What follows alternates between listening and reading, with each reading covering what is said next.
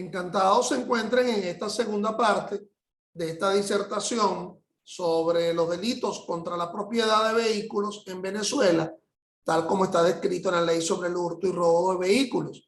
Esta clase está emitida en marzo de 2022 por el profesor Ángel Serpa Aponte. Está dirigida fundamentalmente a mis alumnos de la Universidad Central de Venezuela de Caracas en la asignatura Derecho Penal Parte Especial, Derecho Penal 2, clases estas que, al igual que la anterior, esta es continuación de un abordaje anterior, y todas las que yo realizo en materia de derecho penal, derecho procesal penal, derecho penal constitucional, la pueden encontrar en mi canal YouTube, Ángel Serpa Aponte, al cual los invito se suscriban para así conocer mis criterios sobre muchos aspectos vinculados a el derecho penal, al derecho procesal penal. También les había dicho en la sesión anterior que para estos delitos yo recomiendo el trabajo excelente de los doctores Gladys Rodríguez de Bello, Carlos Simón Bello Rengifo e Iván Figueroa, Ley sobre el hurto y robo de vehículos automotores comentada, el trabajo que forma parte de las investigaciones del Instituto de Ciencias Penales de la Universidad Central de Venezuela.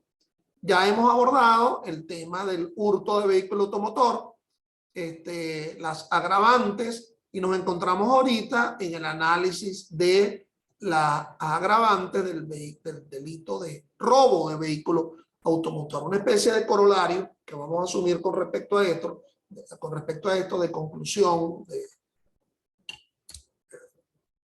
de puente de lo que ya se abordó en la sesión anterior. Recordemos que el objeto pasivo se trata de vehículos, que esto está regulando pues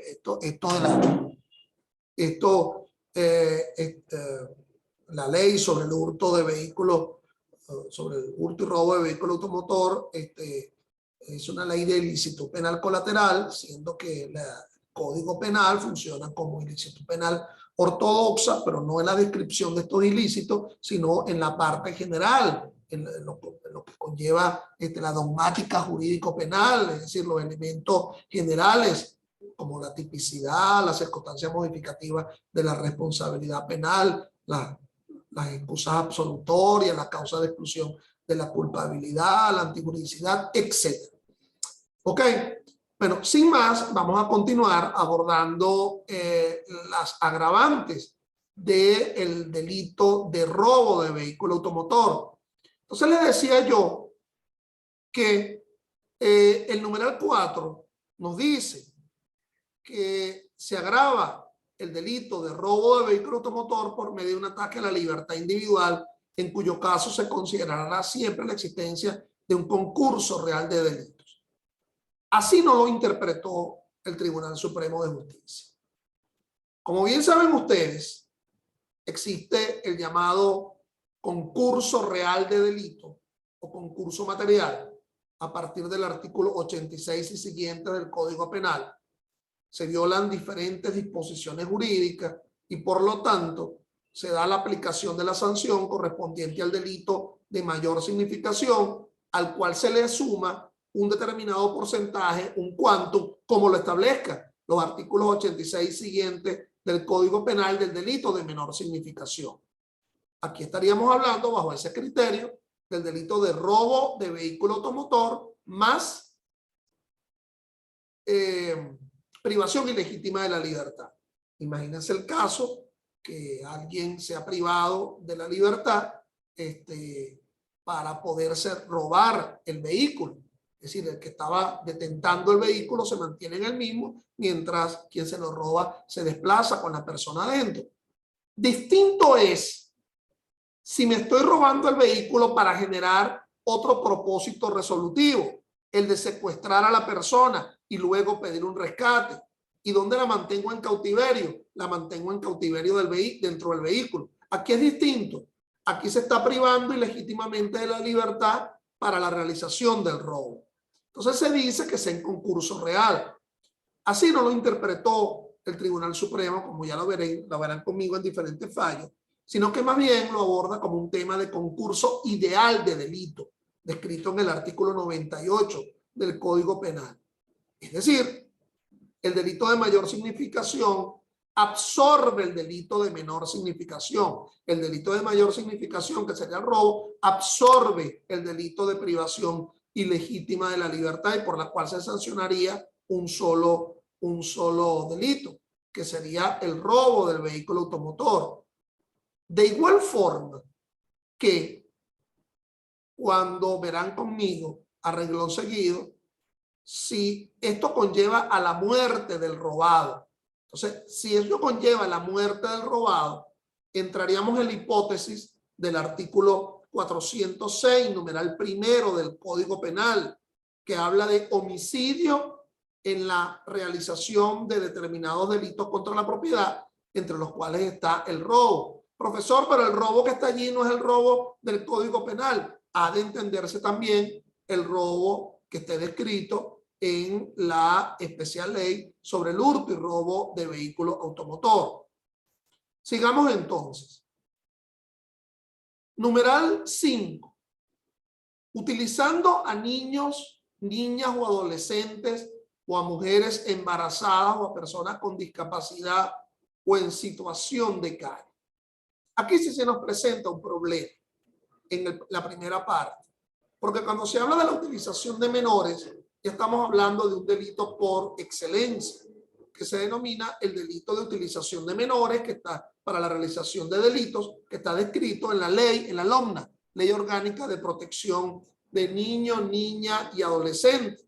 Y aquí se está hablando de que la utilización de menores es para la realización del delito del robo. Entonces, en principio nos encontraríamos con un problema de antinomia. Recuerden ustedes que la antinomia es cuando un supuesto de hecho está siendo regulado por sendas consecuencias jurídicas, por más de alguna consecuencia jurídica, siendo las consecuencias jurídicas distintas.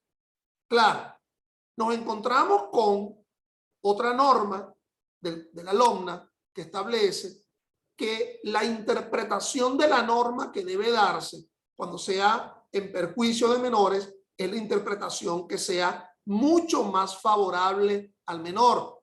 En principio tú dirás, bueno, pero entonces nos estamos encontrando con dos principios de favorabilidad interpretativa, ambos de origen constitucional, que se mantienen en contradicción. Uno, el indubio pro reo, artículo 24, la norma que más favorece al reo. Y dos, el interés superior del niño, artículo 78 de la Constitución, en la cual la interpretación que debe darse es la interpretación que sea mucho más favorable al menor.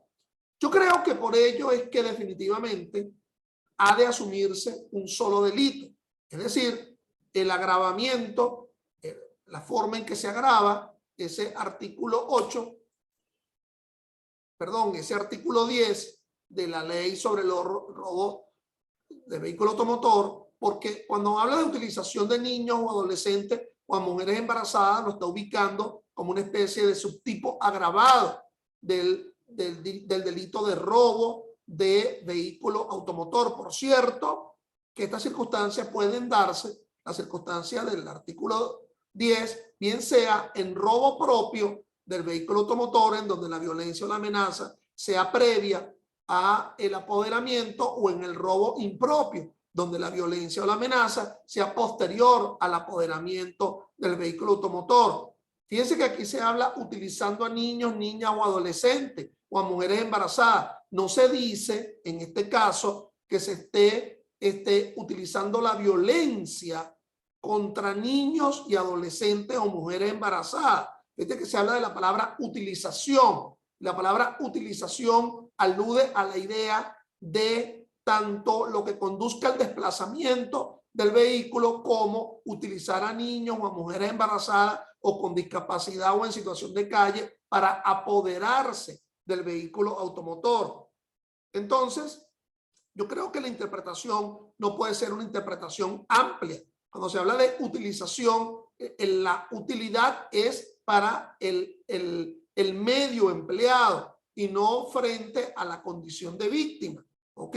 Porque en todo caso, la víctima está ya agravada conforme a el artículo 9 de la ley sobre hurto y robo de vehículo automotor. Entonces, en atención al concepto de indubio pro reo del artículo 24 de la utilización, no podría darse una hipótesis de concurso real entre el robo agravado del 10 numeral 5 con el especial delito de la utilización de menores en la realización de delitos establecido en la LOGNA, sino que se utilizaría uno solo.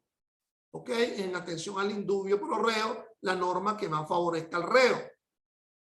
Hay un robo agravado de vehículo calamitoso, el que está descrito en el numeral 6. Recuérdense que también una circunstancia como esta, calamitosa, estaba presente en el artículo 5 cuando hablábamos de las agravantes del hurto de vehículo automotor. Aprovechando situaciones de calamidad, infortunio o peligro común, bien sea la calamidad, el infortunio o el peligro común que está sufriendo el que fue constreñido o amenazado. Es decir, mal se podría hablar, por ejemplo, de que estoy amenazando o estoy constreñiendo a quien ya se encuentra inconsciente por una enfermedad mental o porque le dio un infarto. Obviamente, el que está infartado no puede sentir la amenaza. El que tiene una circunstancia mental que le obnubila ahorita de voluntad o de conciencia, mal podría sentir el constreñimiento de una amenaza.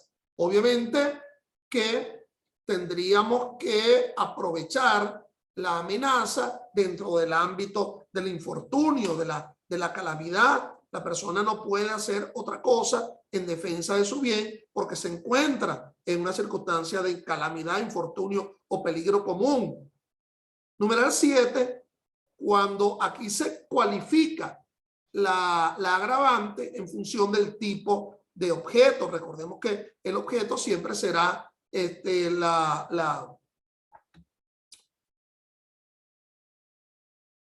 el vehículo, pero aquí se cualifica aún más porque se dice sobre vehículos destinados al transporte público o privado de personas o de carga de mercancía o de carga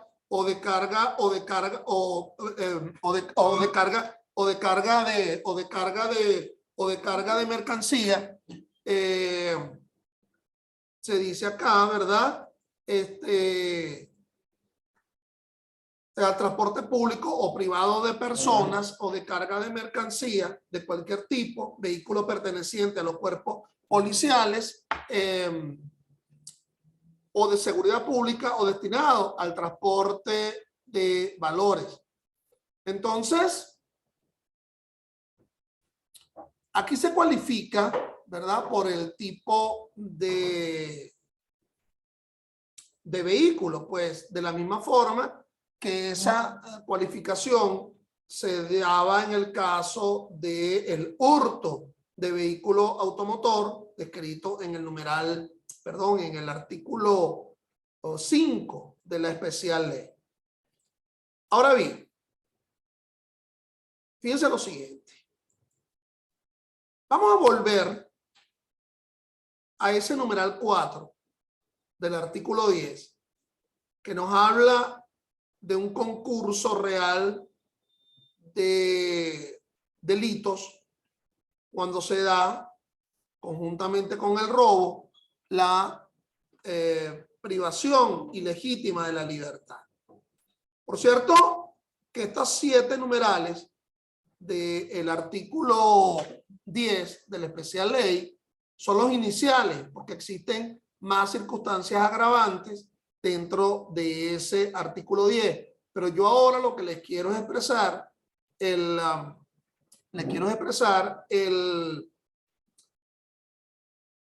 criterio del Tribunal Supremo de Justicia. Fíjense lo siguiente. Frente al tema del hurto de vehículo automotor, frente al tema del hurto de vehículo automotor,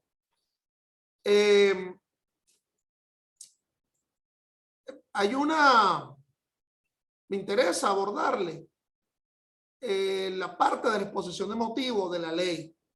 Dice, la presente ley conserva la tesis según la cual el hurto de vehículos realizado en calles o avenidas de nuestros pueblos y ciudades constituye el tipo denominado hurto de cosas expuestas a la confianza pública, por lo cual, conforme a la interpretación jurisprudencial en esta materia, el legislador la asume como agravante al agregar para ello el término necesidad, en razón de que el propietario o poseedor del vehículo pudiera encontrarse en el apremio de dejarlo estacionado en la vía pública, quedando por tal situación expuesto a la confianza pública, diferenciándose de lo previsto en el numeral octavo del artículo 452 del Código Penal vigente, el cual tiene como fin hacer punible el hurto de aquellos objetos que por la costumbre o por su destinación son dejados por el propietario o poseedor del bien o bienes en la vía pública de una manera permanente o por cierto tiempo sin una directa y continua custodia. Entonces, de alguna forma, el legislador, ¿verdad? Establece una razón de ser del agravante del hurto de vehículo automotor que se parquea en la calle. Por otra parte, en la sesión anterior les había dicho que íbamos a tratar esta sentencia de la Sala de Casación Penal, la 727, en donde se dice que el legislador, que la tipificación tiene como objeto, la tipificación de delitos simples y pluriofensivos, relacionados principalmente con el ataque o puesta en peligro de los bienes jurídicos, propiedad, libertad y la vida, y constituye una de las decenas de leyes especiales, esta ley sobre el hurto y robo de vehículos, que contiene tipos delictivos de diversa naturaleza, que se encuentran disgregadas del ideal que se supone la codificación penal.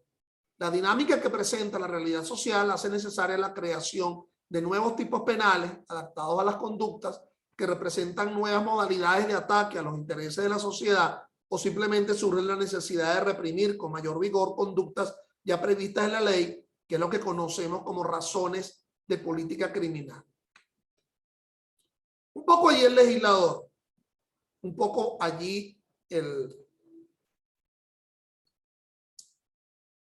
intérprete, el Tribunal Supremo, da una explicación de por qué este enredo de legislar sobre el hurto y robo de vehículo automotor en leyes distintas al propio Código Penal, en atención al gran valor o a la posibilidad de movilización que tiene ese objeto pasivo, que es el vehículo.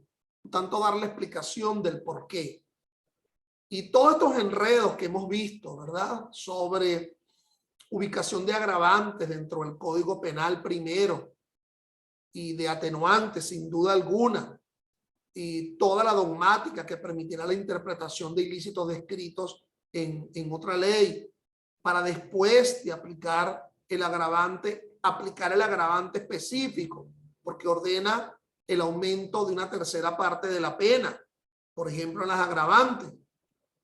¿Y sobre qué? Bueno, si tendríamos que aplicar término medio o límite inferior o límites superiores, porque estaríamos utilizando las agravantes genéricas del Código Penal. Pero yo quiero significar, pues, otra jurisprudencia frente al famoso tema del concurso de delitos en el numeral 4 del artículo 10 del robo. Entonces, fíjense lo que nos dice esa misma sentencia de la Sala de Casación Penal, la 727, del 18 de diciembre del año 05. Por favor, me van a disculpar lo largo de la lectura, pero permite explicar muchas cosas. Fíjense, hay que analizar la figura del concurso real e ideal de delitos y la múltiple ofensa que caracteriza ciertos tipos delictivos. En el caso de las circunstancias agravantes previstas en la referida ley, que establece por medio del ataque a la libertad individual, en cuyo caso se estimará siempre la existencia de un concurso real de delitos, la que yo les abordé, dice entonces la Sala de Casación Penal en diciembre del 05. El robo es un delito pluriofensivo por excelencia, pues los bienes jurídicos atacados o puestos en peligro son la propiedad, la integridad física, la libertad o autodeterminación, de allí que existan los tipos simples y agravados, como por ejemplo el delito de robo agravado, previsto en el artículo 458 del Código Penal, donde se encuentra incluido el ataque a la libertad individual como agravante específica, y por cuanto con un mismo hecho fueron atacados diversos bienes jurídicos, lo que constituye a su vez un concurso ideal de delitos consagrado en una sola norma y apoyado además en el artículo 98 del Código Penal, que establece, artículo 98, el que con un mismo hecho viole varias disposiciones legales será castigado con arreglo a la disposición que establece la pena más grave.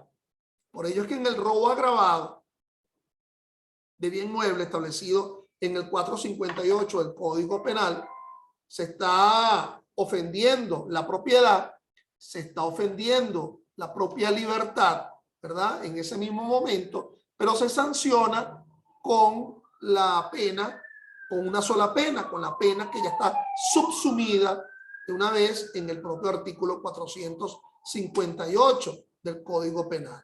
Ahora pasa a la sala a explicar el por qué lo que debe haber es una circunstancia de concurso ideal y no de concurso real como lo establece el legislador. Por ello, y fíjense que lo menciona como técnica legislativa. Fíjense que si una ley estaría violentando a la Constitución, la Sala de Casación Penal no debe haber dicho un problema de técnica legislativa, sino aplicar el control difuso. El control difuso, desaplicar parcialmente esa norma por su contrariedad a la Constitución. Y ustedes dirán, ¿qué norma de la Constitución? Bueno, el principio de legalidad establecido en el numeral 6, ¿verdad? Del artículo 49 de la Constitución. Hay una legalidad específica, hay una tipicidad específica y una tipicidad genérica. Y la tipicidad genérica es el libro primero del Código Penal, que establece de forma bien clara en el artículo 98 lo que debe ser asumido como el concurso ideal. O sea, allí, en mi humilde criterio, lo que debió haber aplicado era el control difuso, desaplicar ese numeral del artículo 10 de la ley sobre el robo de vehículo automotor. ¿Aló?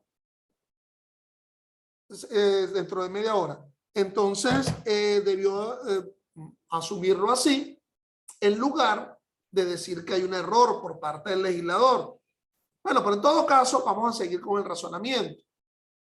Por ello, es un error en la técnica legislativa aplicar a priori el delito de privación ilegítima de libertad en concurso real con el delito de robo de vehículo automotor, pues este es agravado justamente por la ejecución de la privación de libertad como medio o instrumento.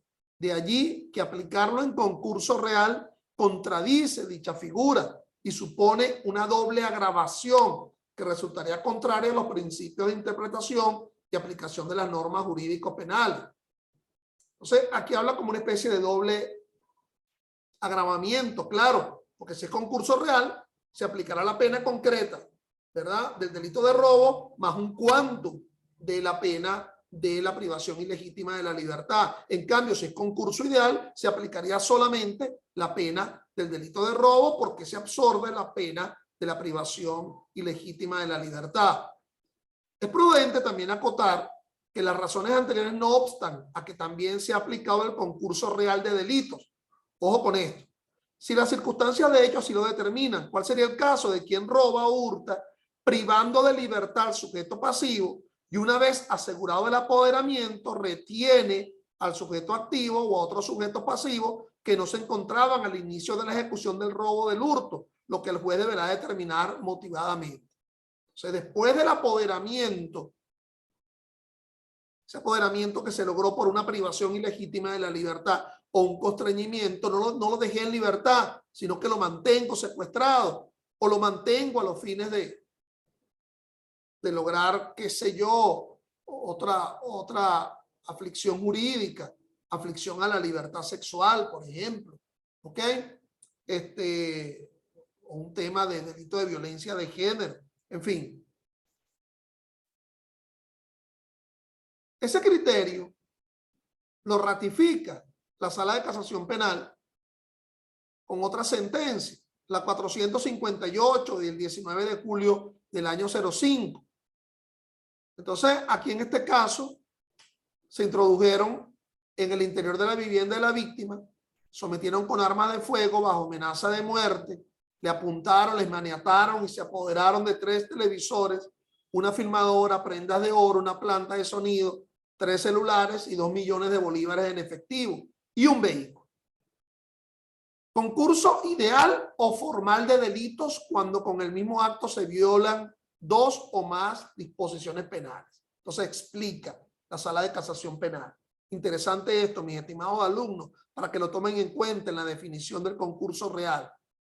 Hay concurso real o material de delitos cuando con varios actos se violan varias disposiciones penales o varias veces la misma disposición. La diferencia entre ambas concurrencias de los delitos se encuentran en la unidad o pluralidad de actos o hechos. Estamos en presencia de un concurso real si hay varios actos o varios hechos, y del concurso ideal si hay uno solo acto o hecho, ya que la violación de uno o varias disposiciones legales es necesaria para ambos. Entonces, privación ilegítima de la libertad como forma de constreñimiento para realizar el robo. Concurso ideal. Violación de varias disposiciones, pero en el mismo hecho. En cambio, en un caso, robé los 3 millones, luego me llevé una joya y luego me llevé el robo. Estamos notando que hay diferentes tipos de objetos pasivos y son varias disposiciones jurídicas, unas contenidas dentro del Código Penal, otras contenidas en la ley sobre el hurto y robo de vehículos. Continuamos con la decisión.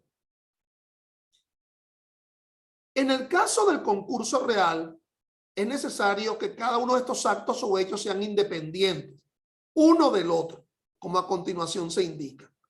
Existe un concurso real de delitos al establecer el juzgador que los procesados en diferentes fechas cometieron varios robos en diferentes farmacias ubicadas en distintos sectores de la ciudad, utilizando la misma modalidad, hacerse pasar por clientes y al momento de cancelar sacaban un arma de fuego. Entonces, ello como hipótesis, ¿verdad?, de concurso real o material de delito, dado ese propósito que se instauraba frente a diferentes tipos de víctimas y frente a diferentes objetos pasivos del delito. Eso fue en la sentencia del 25 de abril del año 2002 de la misma Sala de Casación Penal. En el concurso real de los delitos, cada hecho delictivo se comete independientemente del otro, lo que no encuadra dentro del presente caso. En consecuencia, los hechos establecidos en esta causa constituyen un concurso ideal de los delitos y por tanto es pertinente la aplicación del 98. Es decir, el propósito era con violencia llevarse, con las armas llevarse los 3 televisores, una filmadora, una prenda del oro, una planta de sonido, 3 celulares y 2 millones de bolívares efectivos y un vehículo bajo el mismo propósito. Objetos todos estos que se encontraban en el mismo sitio. Quizás en diferentes locaciones, en el estacionamiento del carro, quizás, pero en el mismo hecho. ¿Ok? Así lo aseveró como un tema de concurso ideal. En consecuencia, los hechos establecidos en esta causa constituyen un concurso ideal de los delitos y por tanto es pertinente la aplicación del artículo 98 del Código Penal que establece: el que con un mismo hecho viole varias disposiciones legales será castigado con arreglo a la disposición que establece la pena más grave.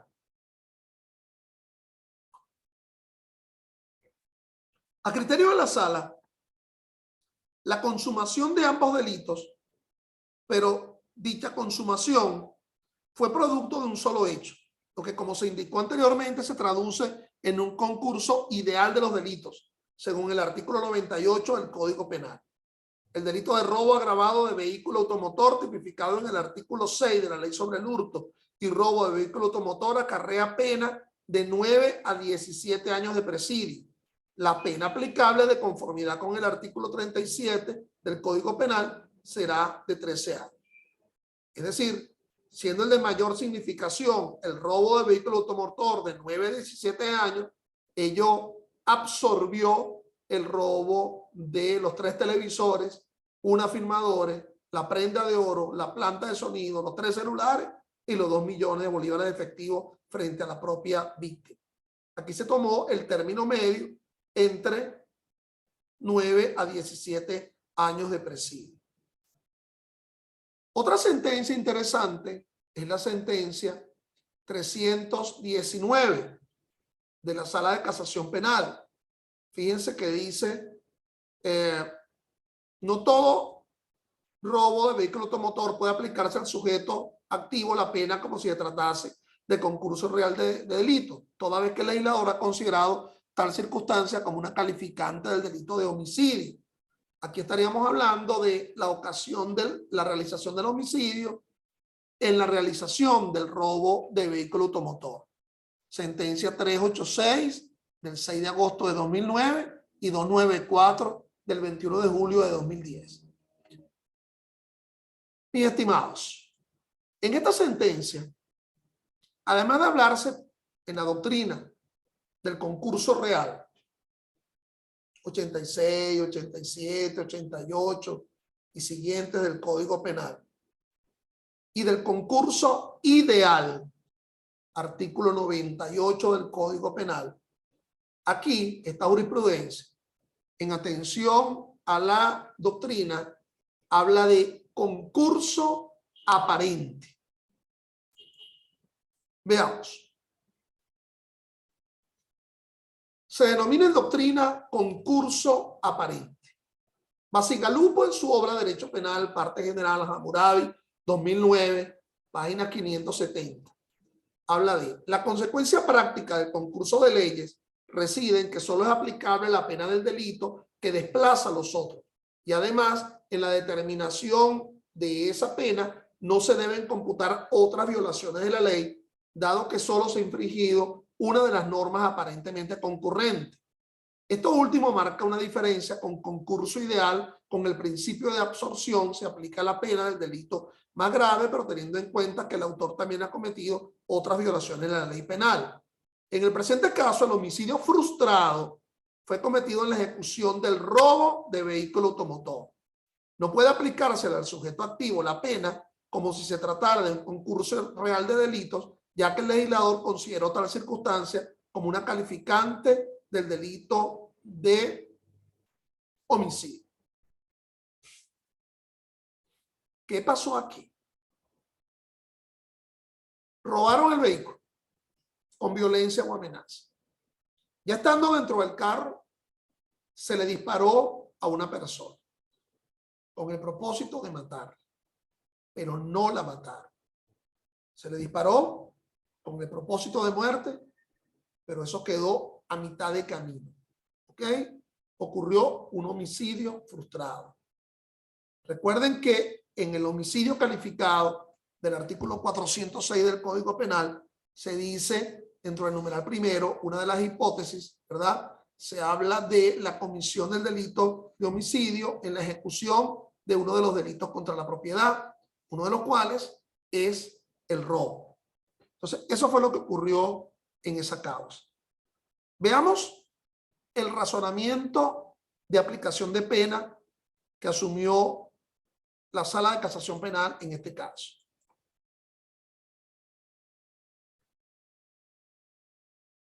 Como lo es el delito de homicidio calificado cometido en la ejecución de un robo de vehículo automotor en grado de frustración, establecido en el artículo 406, ordenal primero del Código Penal, en concordancia con los artículos 80 y 82 EIUDE, los que tratan el tema de la frustración. Tenemos la decisión número 386 del 8 de agosto de 2009, en el cual se corrigió la calificación jurídica y pena aplicable, estimando que los delitos de robo de vehículo automotor y homicidio intencional no pueden ser aplicados concursalmente, pues si bien son tipos autónomos, la aplicación de los mismos constituiría una doble agravación, tal como ocurre en el presente caso. Repito, porque el homicidio intencional en la comisión de un delito contra la propiedad, como lo que es el robo, ya lo cualifica el numeral primero del artículo 406 del Código Penal. Sigo. De modo que esta sala procede a establecer la correcta calificación jurídica de la siguiente manera. Tomen atención a esto. El delito de homicidio calificado cometido en la ejecución de un robo de vehículo automotor, previsto y sancionado en el artículo 406 ordinal primero del Código Penal, prevé una pena de 15 a 20 años de prisión, cuyo término medio, como lo establece el artículo 37 del Código Penal, es de 17 años y 6 meses. Recuerden que es de orden público tomar la dosimetría, tomar el término medio. Aquí se tomó el término medio del homicidio calificado, es decir, un homicidio intencional en la ejecución de un robo. Un robo que no está presente en el Código Penal, sino que está presente en un cuerpo de ilícito penal colateral, como la ley sobre el hurto y robo de vehículo automotor. Sigo. Ese término medio es de 17 años y 6 meses. Sin embargo, dado que la acusada era menor de 21 años y mayor de 18 años cuando cometió el hecho, se aplica a su favor la atenuante del artículo 74.1, rebajando la pena a 15 años de prisión.